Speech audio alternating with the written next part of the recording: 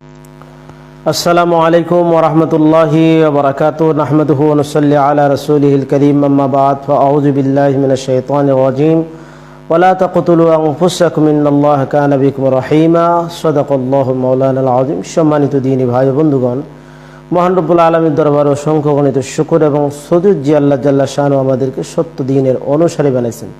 প্রিয় দ্বীনী ভাই ও বন্ধুগণ, আত্মহত্যা অর্থাৎ সমাজের ভিতরে এমন একটি জঘন্য অপরাধ দেখা যায়। অনেক মানুষ বিষণ্ণতায় ভোগে, বিভিন্ন কারণবশত নিজেকে শেষ করে ফেলে, আত্মহত্যা করে, বিভিন্ন উপায় অবলম্বন করে নিজেকে হত্যা করে। প্রিয় দিন ভাই বন্ধুগণ, ইসলামী শরিয়ার আলোকে আত্মহত্যার বিধিবিধান জানা প্রয়োজন। প্রিয় দিন ভাই বন্ধুগণ, আল্লাহ পাক রব্বুল আলামিন মানুষকে পৃথিবীতে অস্তিত্ব দিয়েছেন, আবার মানুষকে দুনিয়া থেকে শেষ করে দিবেন মৃত্যুর মাধ্যমে। মৃত্যু কখন, কিভাবে, কোথায়, কিভাবে হবে এটা আল্লাহ পাক রব্বুল আলামিন তিনি ভালো জানেন।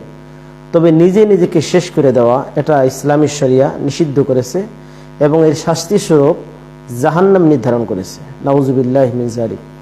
এই জন্যই এই বিষয়টি অবশ্যই সতর্কতার অবলম্বন করা প্রয়োজন, যে হুট করে এমনি নিজেকে শেষ করে দেওয়া, ভুল সিদ্ধান্ত নেওয়া কোনোভাবে উচিত নয়।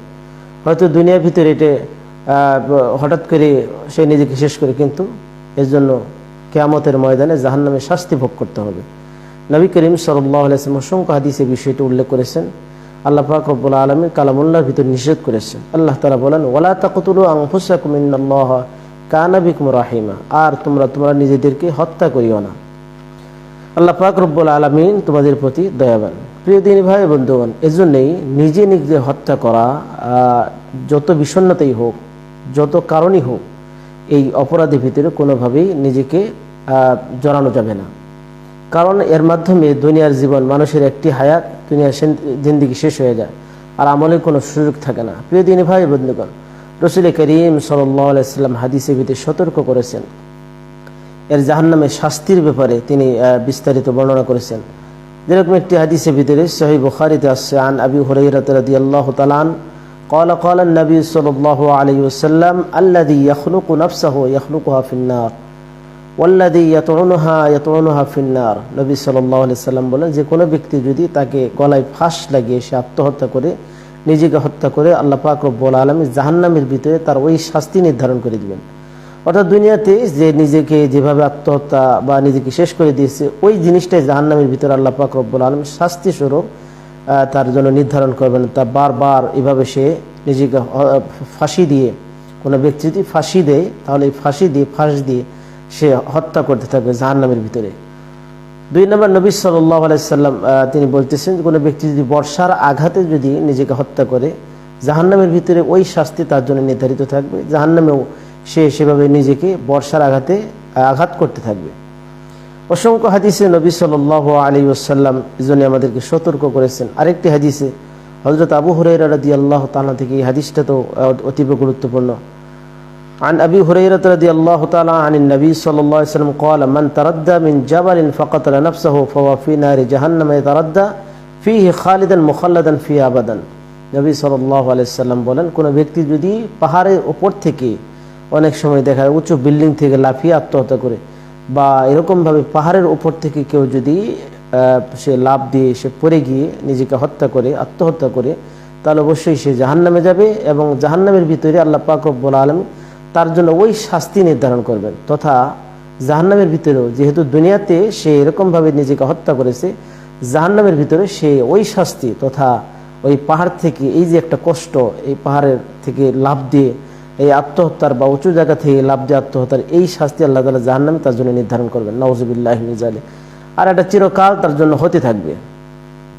ওমান তাহাসসা সুম্মান ফাকাতালা নাফসাহু ফাসাম্মুহু ফি ইয়াদিহি ইয়াতাহাসসাহু ফি নারি জাহান্নাম খালিদান মুখাল্লাদান ফিহা আবাদান। নবী সাল্লাল্লাহু আলাইহি ওয়াসাল্লাম বলেন, কোনো ব্যক্তি যদি বিষ পানে আত্মহত্যা করে, নিজেকে হত্যা করে, প্রিয় নবী সাল্লাল্লাহু আলাইহি ওয়াসাল্লাম বলেন, ওই ব্যক্তিকে কাল কিয়ামতের ময়দানে জাহান্নামের ভিতরে আল্লাহ পাক রব্বুল আলামিন তার জন্য ওই হাতের ভিতরে বিষ দেওয়া হবে। ওই বিষ সে জাহান্নামের ভিতরে বারবার পান করতে থাকবে এবং আত্মহত্যা করতে থাকবে। নাউজুবিল্লাহি মিন যালিক। এই জন্য দুনিয়াতে যে বিষয় দিয়ে বা যে জিনিসটি সে আত্মহত্যা করবে, তাকে আল্লাহ পাক রব্বুল আলামিন জাহান্নামে ওই জিনিসটা দিবেন এবং বারবার তার জন্য এটাই শাস্তি। ওমান কাতালা নাফসাহু বিহাদিদাতিন, কোনো ব্যক্তি যদি লোহা দ্বারা, এই লোহা দ্বারা বিভিন্ন হইতে পারে। ওমান কাতালা নাফসাহু বিহাদিদাতিন, কোনো ব্যক্তি যদি লোহা দ্বারা নিজেকে আত্মহত্যা করে, লোহার বিভিন্ন ধরনের ছুরি, চাকু, বিভিন্ন ধরনের অস্ত্র এগুলো হইতে পারে, কেউ যদি আত্মহত্যা করে, নবী সাল্লাল্লাহু আলাইহি সাল্লাম বলেন ফাহাদিদাতু ফি ইয়াদিহি ইয়াজাউ বিহা বিবাতনিহি ফি নারি জাহান্নাম খালিদান মুখাল্লাদান ফিহা। প্রিয় নবী সাল্লাল্লাহু আলাইহি সাল্লাম ওই ব্যক্তিকে কাল কিয়ামতের ময়দানে তথা জাহান্নামের ভিতরে তাকে ওই অস্ত্র তথা ওই লোহা তাকে দিয়ে দেওয়া হবে, যার কারণে তার পেটের ভিতরে আঘাত করতে থাকবে, আর এভাবেই তার শাস্তি হতে থাকবে চিরকালের জন্য। প্রিয় দিনী ভাই বন্ধুগণ, এজন্যই প্রিয় নবী সাল্লাল্লাহু আলাইহি সাল্লাম এই সমস্ত হাদিস দ্বারা বোঝা যায় জাহান্নামের ভিতরে আত্মহত্যাকারীর জন্য ওই শাস্তি হবে যেভাবে সে আত্মহত্যা করেছে।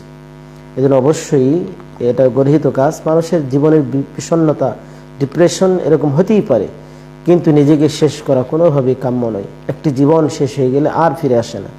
এই জন্য প্রিয় দিনী ভাই বন্ধুগণ, সবসময় আমরা আল্লাহমুখী হব। যদি শয়তান অনেক সময় ওয়াসওয়াসার মাধ্যমে মানুষকে ডিপ্রেশনের ভিতরে ফেলায় দেয়, মানুষ এই পথ বেছে নেয়, আসলে যে কোনো মূল্যে হোক এই পথে না যাওয়া এবং এই বিপদ থেকে বেরিয়ে এসে একমাত্র আল্লাহমুখী হওয়া, আল্লাহর সাহায্য প্রার্থনা করা। প্রিয় দিনী ভাই বন্ধুগণ, আমাদের সমাজে প্রচলিত একটা, অনেকেই বলে যে আত্মহত্যাকারীদের জানাজা নেই, জানাজা পড়া যাবে না। এই বিষয়টা উচিত নয়।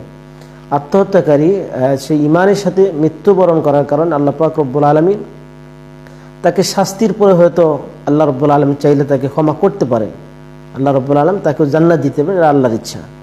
বাকি যে বিষয়টা, সে যেহেতু মুসলমান, অবশ্যই তার জানাজা এবং তার সব কিছু দাফন কাফন হবে ইসলামী শরিয়া অনুযায়ী। এটা হলো গুনাহ।